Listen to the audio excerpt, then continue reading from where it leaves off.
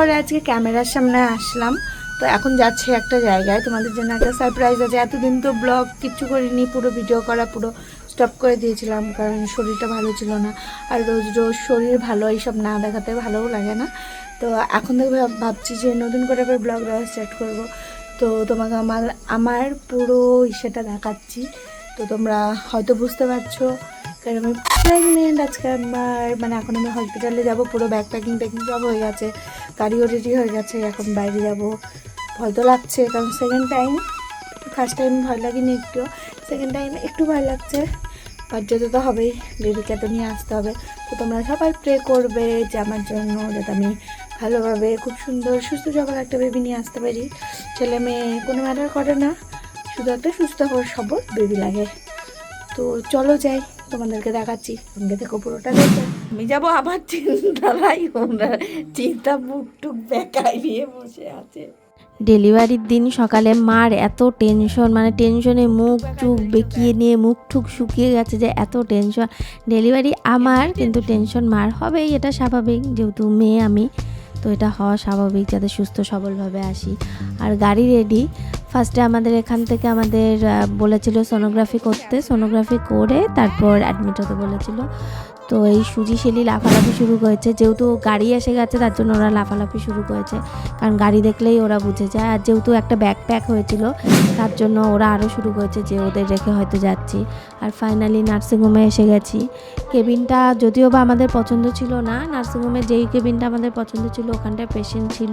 আমাদের নেক্সট ডেতে শিফট হতে বলেছিল অন্য কেবিনে, বাট নেক্সট ডেতে আর আমরা শিফট হইনি, কারণ আবার হ্যাপা, আবার সব কিছু নিয়ে আবার যেতে হবে, আবার আমাকে নিয়ে টানাটানি, এর জন্য আর যাইনি।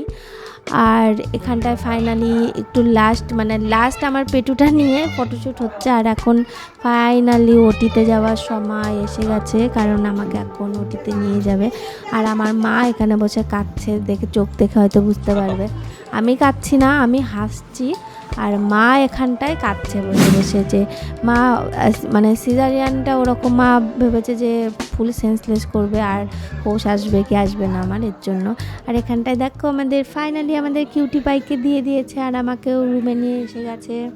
আর আমার মা যখনই শুনলো যে নাতি হয়েছে, নার্সিংহোমের মধ্যে পুরো ডান্স করেছে। আমি যদিও বা দেখিনি, আমি বলেছিলাম যে কারুর তো রেকর্ডিং করে রাখা দরকার ছিল এটা, তাহলে আমি তোমাদের সাথে শেয়ার করতে পারতাম, বাট এটা করেনি। আর এত ফোন, চারিদিক থেকে এত ফোন। আর মার একটা নাতির শখ এর জন্যই ছিল, কারণ আমরা 4 ভাই বোন, আর কারুর মানে ছেলে নেই, সবার মেয়ে। আমার বড়দির 2টো মেয়ে, ছোটির একটা মেয়ে, দাদার একটা মেয়ে, আমারও একটা মেয়ে। তো ফাইনালি একটা নাতি হয়েছে, 5 বোনের 1 ভাই। তো এর জন্য এত খুশি মা। আর এখানটায় তখন তো আমার ইঞ্জেকশন দেওয়া ছিল, তো ব্যথা তো তখন ছিল না, আর প্রচণ্ড কথা বলে যাচ্ছি। আর আমাদের এই যে কিউটি পায়ের ফার্স্ট ফেস, মানে ফার্স্ট ফটো ওটাই ছিল। আর এখানটায় মানে এত সুন্দর করে তাকিয়ে আছে, যেন কতদিন ধরে চেনে, এত সুন্দর করে তাকাচ্ছিল সবাইকে, মানে একদম গম্ভীর হাসি দিচ্ছিল না, মানে একদম গম্ভীর বাচ্চা, কত দিনের হয়ে গেছে ও, এত সুন্দর করে তাকিয়েছিল। আর নার্সিংহোমে এখন তো এরকম করে শুয়ে থাকা, তো এরকম করে শোয়ার জন্যই আমি সি সেকশনটা করতে চাইনি, কারণ আমার হচ্ছে স্লিপ ডিস্ক আছে, আর একভাবে শুয়ে থাকতে থাকতে প্রচণ্ড ব্যাক পেন হয়, প্রচণ্ড কষ্ট হয়। এর জন্য আমি এবার বলেছিলাম যে নর্মাল ডেলিভারির জন্য ট্রাই করব, বাট আমার হাজব্যান্ড মানে ও একদমই না করেছিল, যে না একদম না, মানে আমি রিস্ক নিতে চাই না, সি সেকশানে ঠিক আছে। আর এই দেখো আমার কিউটি পাই কি সুন্দর করে তাকিয়ে আছে, তোমরা দেখতে পাচ্ছ হয়তো। আর এখানটায় আমার মা তো ভীষণ ভীষণ খুশি। আর আমার মেয়ে, ও বুনু চেয়েছিল, যখন ছেলে ছেলে করে আমার মা নাচানাচি, আমার মেয়ে তখন চিৎকার করে যাচ্ছে আমার ভাই কেন হয়েছে, আমার বুনু কেন হয়নি। বাট ভাইয়ের ফেস দেখে ও এত খুশি, তোমরা ওকে দেখো, এত স্মাইল করে যাচ্ছে, মানে ওর কাছে ওর ভাইয়ের থেকে কিউট আর এই পুরো ওয়ার্ল্ডের মধ্যে আর অন্য কেউ না। আর এই আমরা ফাইনালি বাড়ি যাচ্ছি। মাঝখানে আর কোনো ক্লিপ নেওয়া হয়নি, কারণ ওর হচ্ছে জন্ডিস হয়েছিল, আমার মেয়েরও জন্ডিস হয়েছিল, ওরও জন্ডিস হয়েছিল, ওকে বেবি রুমে রেখেছিল 2 ডেজ। তো মন টন খারাপ ছিল, আর কোনো ক্লিপ নেওয়া হয়নি। আর এটা 6ষষ্ঠীর দিনের ফটো, মানে ফটো না ভিডিও। ও 6ষষ্ঠীর দিন এত সুন্দর করে খেলা করছিল। এটা 6ষষ্ঠীর দিন তোলা হয়েছে। 6ষষ্ঠীর দিন কিছু মানে এখানটায় অফিসিয়ালভাবে কিছু অফিসের কিছু জন আছে, ওরা এসেছিলো, তো ওখানটায় কিছু খাওয়া দাওয়া হয়েছে। আর আমার পুকুনি পাই এখানে খেলাধুলা করছে। আর এই যে এখানটায় ওনাকে টামি টাইম করানো হচ্ছে। আর এটা হয়তো একটু পরেরই হয়তো ভিডিও শ্যুট করা হয়েছে, এর মধ্যে দিয়ে দেওয়া হয়েছে, কারণ 1 মান্থ পর্যন্ত ওকে টামি টাইম করানো হয়নি, 1 মান্থ পরেই টামি টাইম করানো হয়েছে। আর ওর 1 মান্থে 6 ডেজ পর্যন্ত হয়তো চুল ছিল, তারপর ধীরে ধীরে করে সামনে যত চুল ছিল সব উঠে গেছে।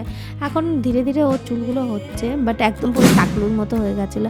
আর এটা ফাইনালি আমার মানে 1 মাসের যেদিন অছুজ উঠলো, সেই দিন যজ্ঞ হয়, সেই পুজোর দিনের দিন, সেদিন নতুন শাড়ি ঠাড়ি পরে আমাকে রেডি হয়ে এই সূর্য পূজা করতে হয়েছে। তো বাইরে এই দিন তো জানো যে গরুর গোমূত্রটা দেয়, মানে বলে গোমূত্র না নিলে নাকি শুদ্ধ হয় না, বা যদিও বা আমি শুধু জিভটাকে একটু করেছি যে করতেই হবে। আর এখানটায় তো যজ্ঞ হচ্ছে, যজ্ঞ আমাদের মানে শ্বশুরবাড়ির নিয়ম, যজ্ঞ এক মাসের দিন যজ্ঞ করতে হয়। আর এই যে ঠাকুরমশাইয়ের সঙ্গে আমরা প্রচণ্ড ইয়ার্কি করি, এটা চেনাশোনা ঠাকুরমশাই। তো ঠাকুরমশাই বলে যাচ্ছিলো এখানটায় ধুতিটা কি ধুতি নিয়ে এসছো, ধুতিটা একটু ভালো নিয়ে আসতা। আমরা বলে যাচ্ছি যে এখানটায় ভালো ধুতি নিয়ে আসা হয়েছে। এই যে আমাদের নতুন অতিথি, ওকে তোমরা সবাই আশীর্বাদ করো যাতে ও ভালো থাকে, সুস্থ থাকে। আর ভিডিওটা ভালো লাগলে অবশ্যই কমেন্ট করো, লাইক করো, আর আমার চ্যানেলটাকে অবশ্যই সাবস্ক্রাইব করে দিও।